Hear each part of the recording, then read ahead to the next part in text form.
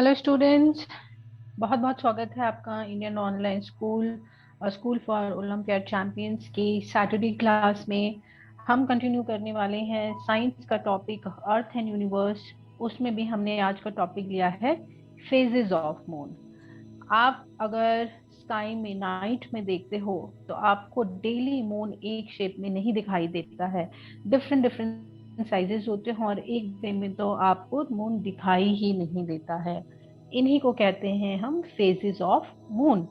इन्हीं के बारे में आज हम जानेंगे बहुत डिटेल में, keeping in my our mind कि हमको ओलंपियाड के हिसाब से कैसे पढ़ाई करनी है, किस तरह के क्वेश्चंस आते हैं, अलोंग विद द डिस्कशंस। ये सभी आप आज इस वीडियो में सीखने वाले हो। Okay, so to begin with, जैसे कि हमने अपनी प्रीवियस क्लास में बताया था, सन का जो है वो एक सेंटर में है। उसके अराउंड सारे प्लैनेट्स अपने अपने ऑर्बिट्स में रिवॉल्व करते रहते हैं, राइट। सबका अपना एक फिक्स पाथ है जिसको हम ऑर्बिट कहते हैं। कोई भी प्लैनेट एक दूसरे को क्रॉस नहीं करता है, करेक्ट। उसके बाद में मून जो है वो भी अर्थ के चारों तरफ एक ऑर्बिट में रिवॉल्व करता रहता है और इस रिवॉल्यूशन में उसको तकरीबन 28 डेज का टाइम लगता है। Okay, now 28 days. एक बहुत ही दिलचस्प फैक्ट है इसके बारे में। मून शब्द से ही मंथ की उत्पत्ति हुई है, राइट। इसको तकरीबन 28 डेज लगते हैं और मंथ भी तकरीबन 30 to 31 डेज का रहता है, राइट। गुड। नेक्स्ट, अभी जितनी भी चीजें अगर आप देखोगे हमारे यूनिवर्स में, most of them are round in shape और वो रोटेट भी करती हैं और रिवॉल्व भी करती हैं। रोटेशन का मतलब होता है अपना एक एक्सिस। एक्सिस कुछ नहीं होता है, एक इमेजिनरी लाइन होती है जो हम सोच लेते हैं, उसके चारों तरफ वो तरफ गोल गोल वो रोटेट। रिवोल्यूशन क्या होता है? रिवोल्यूशन होता है एक फिक्स्ड ऑब्जेक्ट के चारों तरफ उसका एक रिवॉल्व करना, उसके चारों तरफ घूमना। सो जो हमारी अर्थ है वो क्या करती है, वो रोटेशन के साथ साथ में रोटेशन करते करते करते करते वो सन के चारों तरफ करती है। उस दिन पे क्या होता है, जो सन रेज के सामने होता है वहां पे क्या होता है, वहां पे डे का टाइम होता है और जो पीछे का रह जाता है वो क्या होता है हमारे, right. We know this fact. अब इसमें इम्पोर्टेंट होती है, मून जो होता है वो अपनी रोशनी देता है, वो सन की लाइट को रिफ्लेक्ट करता है। रिफ्लेक्शन का मतलब क्या होता है? रिफ्लेक्शन का मतलब होता है सन की रेज जब मून पर पड़ती हैं वो उसको रिफ्लेक्ट करता है और वो रोशनी हमको दिखती है, करेक्ट। तो हम ऐसे भी समझ सकते हैं, जैसे कि हम एक नॉर्मल एक ऑब्जेक्ट है, राइट, और यहाँ पे आप खड़े हैं। आप इसको कैसे देख पाते हो? मान लीजिए ये एक सोर्स ऑफ लाइट है, या इसको मैं बोलती हूँ कि ये हमारा सन है, ये हमारा मून मान लीजिए, जस्ट इमेजिन। और ये हम यहाँ पे अर्थ पे हैं, राइट। अब क्या होगा जब सन की रेज हमारे मून पर पड़ेगी, मून उसको रिफ्लेक्ट करेगा और हमारी आईज उसको देख पाएंगी। वेरी सिंपल है। लेकिन यहाँ फेजेस को हम कैसे जोड़ते हैं? फेजेस को हम इसलिए जोड़ते हैं क्योंकि हम इधर वाली साइड में खड़े हैं, राइट। हमारे अर्थ की पोजीशन यहाँ है तो हम केवल इस पोर्शन को देख पाएंगे, राइट। लेट्स से अगर हमारी अर्थ रिवोल्यूशन रोटेशन करते करते यहाँ आ जाती है, राइट। सन की रोशनी तो सब जगह है, हम कौन से पोर्शन को देखेंगे? इस पोर्शन को, राइट। सो जब सन के चारों तरफ धरती रिवॉल्व करती है और उसके चारों तरफ हमारा चंद्रमा रिवॉल्व करता है, तो जो पोर्शन धरती से हमें दिखाई देता है उसी को हम फेज कहते हैं, राइट। ये सारी फेजेस आप डिफरेंट डिफरेंट डेज पर देख पाते हो। जैसे मैंने बताया, the moon itself does not produce light, right. जो लाइट आप देखते हो वो एक्चुअली में सन का रिफ्लेक्शन होता है। Moon rotates on its own axis as does the earth, right, वो अपने चारों तरफ घूमता रहता है। Earth also orbits around the sun, okay. और उसी की वजह से इतनी सारे घूमने की वजह से डिफरेंट डिफरेंट फेजेस होती हैं, क्योंकि सबकी पोजीशन पे डिपेंड करता है। मून की अपनी लाइट नहीं होती है, उस पे जब सूरज की रोशनी पड़ती है वो उसको रिफ्लेक्ट करता है। किस पोर्शन पे कब कितनी रोशनी पड़ेगी वही आपको दिखाई देगा, right. So these are the different different phases. जानते हैं इसके बारे में और डिटेल में, ओके। अब मानिए हम पूरे रोटेशन को, राइट, रोटेशन पूरे इसको लूनर कैलेंडर, हम इसको लूनर कैलेंडर भी बोलते हैं। माने कि अगर हम यहाँ से स्टार्ट करें, यहाँ से यहाँ तक ये पूरा एक साइकिल है, इसको पूरा होने में कितना समय लगता है? 28 डेज, राइट। अगर अब आप ऑब्जर्व करो, ये है हमारा अर्थ यहाँ पर, ये हमारा सन यहाँ पर, और ये हमारा मून। अब मून की पोजीशन आप देखिए, जब धरती, जब अर्थ और सन के बीच में हमारा मून आ जाता है तो क्या होता है? देखिए, एक तो यहाँ पे सन की रोशनी आई, इसने रिफ्लेक्ट बैक कर दी, ओके, तो धरती तक कोई रोशनी पहुंची नहीं है, तो इसको हम क्या कहते हैं? No moon. मतलब कि इस वक्त नो मून और न्यू मून कहते हैं कि यहाँ से मून नया बनना शुरू होता है, या हम मून देख ही नहीं पाते हैं। हिंदी में इसको हम बोलते हैं अमावस्या, राइट। अब इसके बाद आता है हमारा सेकेंड फेज। सेकेंड फेज क्या होता है? हम इसको बोलते हैं crescent, crescent moon. Crescent moon में क्या होता है? ओनली आप इतना ही पोर्शन सन का, मून का देख पाते हो, एक नाखून के बराबर, क्योंकि इतने ही पोर्शन पे हमारी सूरज की लाइट पड़ती है। थर्ड फेज में देखोगे तो यहाँ तक पड़ती है, फोर्थ इतने पोर्शन पे, राइट, फिफ्थ में इतने पे। So these are the different phases, okay. Now अभी ज्यादा इंपॉर्टेंट क्या है, हमें ये तो पता है ओलंपियाड के तरीके, हमें इनको कैसे समझना है और कैसे याद रखना है, राइट। हम इसके बदले कुछ क्वेश्चंस भी डिस्कस करेंगे। तो सबसे पहले कुछ चीजें जो आपको याद रखनी है, नंबर 1 है उसमें, ये पूरा साइकिल कितनी डेज का होता है? 21 डेज का, राइट। सो अगर ये, क्योंकि एक साइकिल फॉर्म नहीं है, अगर मैं इसको कहीं से भी हाफ में डिवाइड करूं, माने यहाँ से यहाँ तक डिवाइड करूं, तो इसको कितने डेज लगेंगे? 14 डेज। Always remember that. मैं यहाँ से यहाँ तक डिवाइड करूं, इसको यहाँ से 14 डेज। यहाँ से कहीं से भी मैं हाफ में डिवाइड करूं, उसको कितना समय लगेगा? Always 14 days. Very important to remember that, okay. ये पहला पॉइंट है ओलंपियाड के पॉइंट से लर्न करने के लिए। सेकंड क्या है हमारा? एक फेज से दूसरे फेज तक जाने में तकरीबन 3 डेज का समय लगता है, राइट। सो अगर न्यू मून से यहाँ तक गया तो 3 days, 3 days, 3 days, approximately 3 days का समय लगता है। Second point, important point, right. Another important point है, आपको ये पिक्चर आपके माइंड में हमेशा याद होनी चाहिए। लेकिन उसको कैसे याद करेंगे भाई? उसको हम याद करेंगे, बहुत ही सिंपल सा तरीका है। मेरा याद करने का तरीका है, मैं पहले 4 सर्कल्स अपने माइंड में बनाती हूँ, right. Only 4 I will draw, this is to remember. यहाँ पे ये होता है नो मून, जहाँ पे कि हमको कुछ भी रोशनी नहीं होती है, ये होता है मेरा full moon, I will write it, okay. ये होता है हाफ मून, और ये भी हाफ। इन दोनों में क्या डिफरेंस है मैं आपको बताने वाली। अब मानिए नो मून और न्यू मून है, वहां से हमको फुल मून की तरफ जाना है। फुल मून की तरफ जाने में क्या होगा, यहाँ पे मैं एक और सर्कल बना देती हूँ। अब यहाँ पे तो पूरा अंधेरा है, राइट, पूरा डार्क है ये, तो केवल एक छोटे से पार्ट में यहाँ रोशनी आती है, बाकी क्या रहता है? डार्क। ये क्या हो गया मेरा? क्रीसेंट। फिर उसके बाद ये पहुंचता है हाफ में, थोड़ी सी रोशनी बढ़ जाती है हाफ में। उसके बाद मेरी रोशनी कहाँ बढ़ती है? इतने पोर्शन में, राइट। और ये क्या हो जाता है मेरा? Dark, right. ये हो गया मेरा गिब्बस। उसके बाद फुल मून आता है, फुल मून के बाद से फिर छोटा छोटा हमारा अंधेरा होना शुरू हो जाता है। ये क्या है? Again Gibbs. उसके बाद में हाफ मून आया, और इस हाफ मून में, ये मेरा हाफ मून हो गया, इसको हम क्वार्टर भी कहते हैं। और उसके बाद आया हमारा क्रीसेंट, राइट।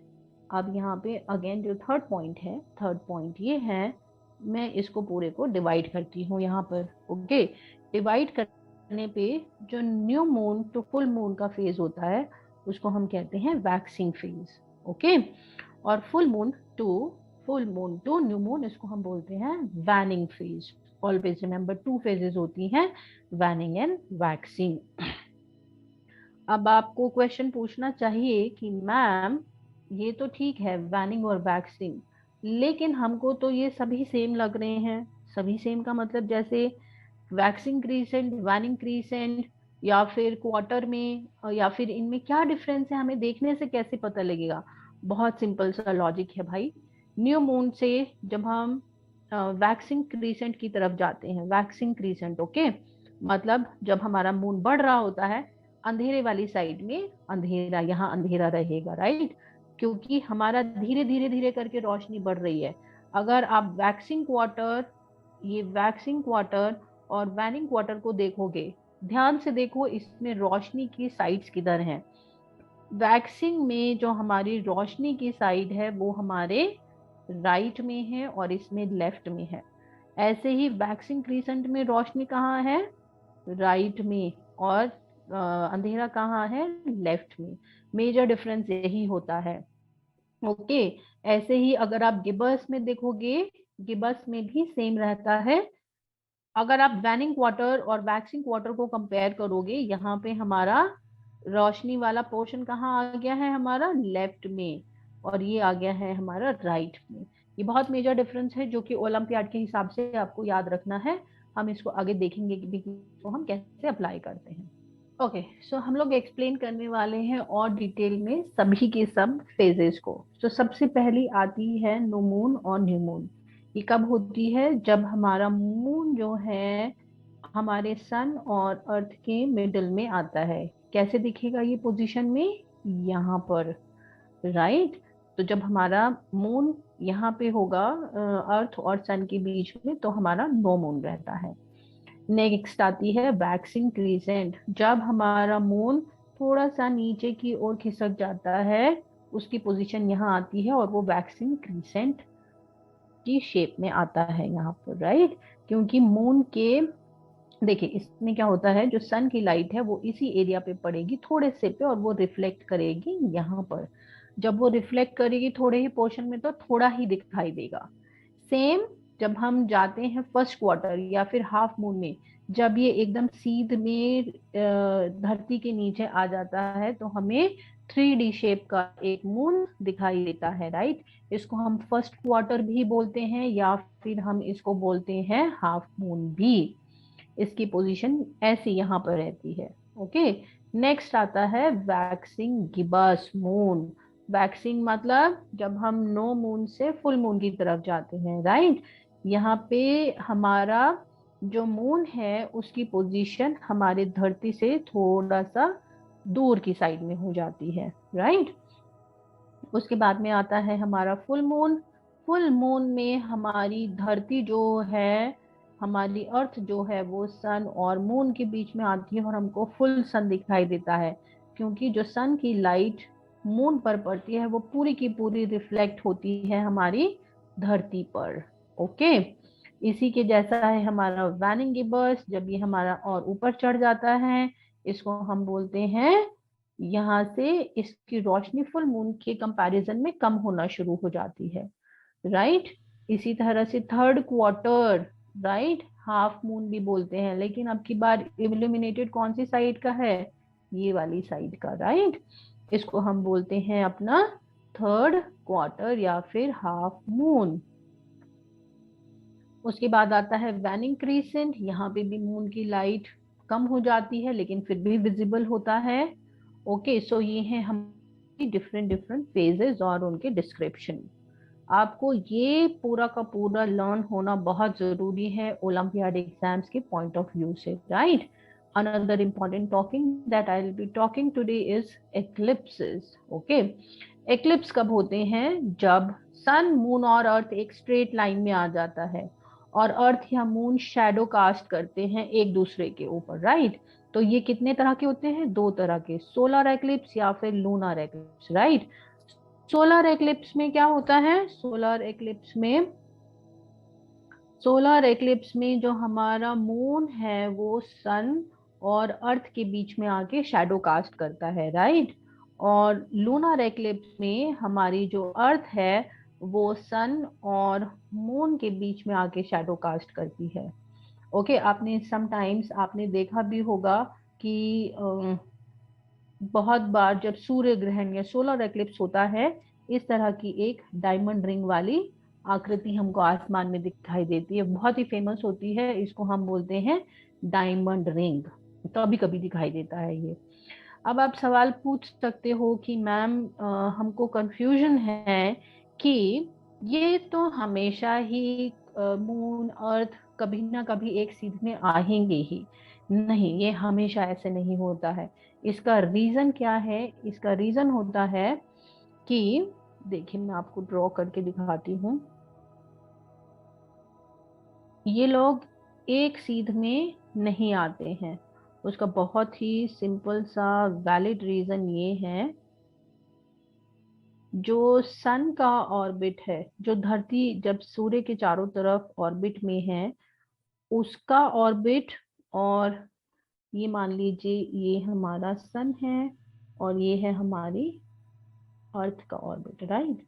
अर्थ इस ऑर्बिट में मूव करती है, this is our earth, right? And this is our sun, मान लीजिए। और यहाँ पे हमारा मून है, राइट? मून जो अपने ऑर्बिट में धरती के चारों तरफ चक्कर लगाता है, वो थोड़ा सा टिल्टेड रहता है, वो 5 डिग्रीज का टिल्ट होता है सन के, धरती के ऑर्बिट में और मून के ऑर्बिट में। उसकी वजह से बहुत कम चांसेस होते हैं कि वो तीनों के तीनों एक लाइन में आए। इसीलिए हमेशा हम एक्लिप्स नहीं देखते हैं। हमेशा हम क्या देखते हैं? एवरी 14 डेज या तो नो मून होता है या फिर फुल मून होता है। Okay, now we will be taking couple of questions from Olympiad and how do we understand. Okay, पहला क्वेश्चन है, refer to the given flow chart, identify P Q R S and select the incorrect option. सबसे पहली बात, आपको question बहुत ध्यान से पढ़ना है। हमको करेक्ट या इनकरेक्ट बहुत कंफ्यूजिंग वाले देते हैं, तभी आप अपना थोड़ा सा माइंड को अप्लाई करते हो। तो यहाँ पे जब पी क्यू आर एस वाले क्वेश्चंस आते हैं, मेरा सिंपल सा फंडा होता है, मैंने इनको यहाँ लिख लेना है और I will treat them as छोटे छोटे small small questions. Question number P क्या है? A celestial object having its own light. Yes, it is a part of solar system. Yes. So P क्या है? P का आंसर आता है मेरे पास sun. Okay. A celestial object having its own light. Yes, it is a part of solar system. No. Right. ये क्या हो सकता है? जिसकी अपनी लाइट है और वो सोलर सिस्टम का पार्ट नहीं है। आई डोंट नो, ये तो कुछ भी नहीं है, राइट? देन आता है R, a celestial object having its own light and revolves around a planet. It can be moon. S क्या आता है? A celestial object having its own light, no it revolves around a planet, no it itself can be a planet, right? अभी हम options देखते हैं। P is a source of heat and light, correct. Q appears as a big round ball of fire when seen from Earth. ये क्या बोल रहा है कि ये सन है, बट सन की डेफिनेशन में वो सोलर सिस्टम का पार्ट है। R क्या है? May be natural sunlight, yes moon. S could be any planet, correct. So incorrect answer हमारा क्या है? B। तो हमारा आंसर क्या रहेगा? Option number B।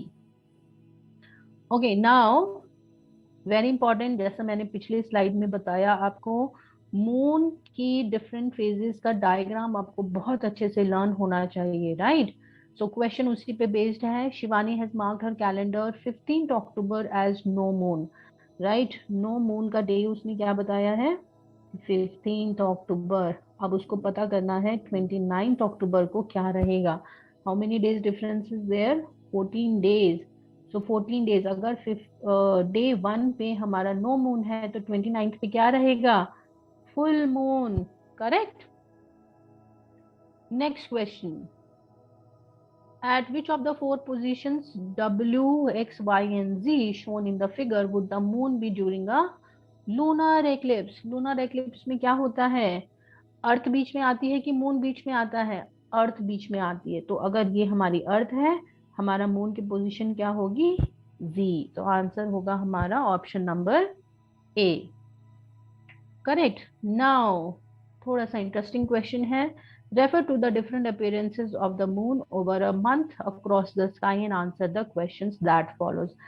First important thing, right, Olympiad questions में बच्चों को पजल करने में बहुत मजा आता है, राइट। आपको क्या ध्यान रखना है? अगर आप देखो यहाँ पे no moon to new moon, right, new moon to new moon, हमने हमेशा लर्न किया है कि एक फुल सर्कल, आपको पजल करने के लिए ये फुल सर्कल ही है, लेकिन इसको कैसे बना दिया है? हाफ में। तो आप पहले पिक्चर को बहुत ध्यान से देखोगे, राइट। आधी प्रॉब्लम तो वही सॉल्व हो जाती है जब हम क्वेश्चन को ठीक से समझने लग जाते हैं। ओके, नाउ क्वेश्चन ए, दो क्वेश्चन यहाँ दिए गए हैं। Which appearances shown in the above diagram are incorrect? Very simple one है भाई, मुझे तो यहीं से दिख गया है। सबसे ज्यादा क्या है? Young crescent and old crescent. मैंने आपको बताया था जब हम no moon to new moon जाते हैं, no moon to full moon जाते हैं, तो हमारा ये रोशनी वाला हिस्सा कहाँ रहता है? इसको इधर की तरफ होना चाहिए, राइट। ऐसे ही ओल्ड क्रीसेंट में भी। सेकंड क्वेश्चन है, if young crescent appears at 14th November when old crescent is expected to appear, दोनों में कितना डिफरेंस रहेगा? टोटल 28 डेज का, राइट, अप्रोक्सीमेटली अ मंथ। और यहाँ पे क्या ऑप्शन दिया है? 5th December। So 14th to 15th how many days? It's not 28 days, right. तो हमारा आंसर क्या होगा? हमारा आंसर है option number A. Okay, last question, study the Venn diagram and select the position where moon can be placed in this diagram. Okay, so इनको हम कैसे करते हैं? तो हम इनको, अगर आपको Venn diagram के बारे में पता है तो this is property 1, property 2 and property 3। property मतलब, प्रॉपर्टी डजंट मीन कि मेरे पास कार है, घर है, नो। प्रॉपर्टी का मतलब यहाँ पे है क्वालिटी। क्वालिटी जिसके बारे में हम यहाँ बात कर रहे हैं। तो फर्स्ट क्वालिटी क्या है? कि ये रोटेट करता है on its own axis. Second quality क्या है? रिवॉल्व करता है एक ऑब्जेक्ट के, एक हेवनली बॉडी के अराउंड। एंड थर्ड क्या है? It has gravity. Okay, so now P क्या है? यहाँ पे पी है जिसमें क्वालिटी है 1 and 2, राइट। पी एक ऐसा ऑब्जेक्ट है जिसमें दो क्वालिटीज हैं, कि वो रोटेट भी करता है और रिवॉल्व भी करता है। ओके, देन आर, आर में क्या क्वालिटीज हैं? 1 and 3, मतलब वो रोटेट करता है और ग्रेविटी है। एस, एस क्या है? एस है 2 and 3, एस रिवॉल्व करता है और ग्रेविटी है। बट ये ग्रेविटी होती क्या है? ग्रेविटी का मतलब होता है कि हमारा मास कितना है। मास और वेट में बहुत फर्क होता है, राइट। वेट क्या होता है? जो कि आपका टोटल वेट रहता है। मास होता है the amount of matter that your anything, your, let's say for example your body is made up of। for example, जो मून की ग्रेविटी होती है वो अर्थ की ग्रेविटी से 1/6 रहती है। इसका मतलब ये है, आप समझिए वेट और मास के डिफरेंस को। अगर आप अर्थ पे हो और आप 60 केजी के हो, राइट, आप कितने केजी के हो? 60 केजी के। Okay, this is your weight. ये क्या है? आपका वेट है। अब हम बोल रहे हैं कि मून पे आपकी जो ग्रेविटी है वो अर्थ की ग्रेविटी से 1/6 है। तो अगर आप मून पे जाते हो तो आपका वेट कितना हो जाता है? 60/6, 10 kg, राइट। ये आपका वेट है। तो मास क्या है? मास का मतलब है भाई आपकी बॉडी बोन से, मसल से, इन सब चीजों से बनी है, वो तो उतना ही है ना, वो मैटर उतना ही है, दैट इज द मास। लेकिन ग्रेविटी के हिसाब से हमारा वेट डिसाइड होता है। और मून की ग्रेविटी कितनी है? 1/6। तो मून कहाँ पे आता है? क्यू कैटेगरी में, जहाँ पे कि वो रोटेट भी करता है, रिवॉल्व भी करता है और ग्रेविटी भी है। तो हमारा करेक्ट आंसर क्या होगा? Option number B. Right, with this I would be ending my today's session and hope you have enjoyed. इसी तरह की tips and tricks olympiad specifically concept learning के लिए या फिर क्वेश्चंस को समझने के लिए हमारे चैनल को आप सब्सक्राइब करिए, लाइक करिए और शेयर करिए. Thank you very much.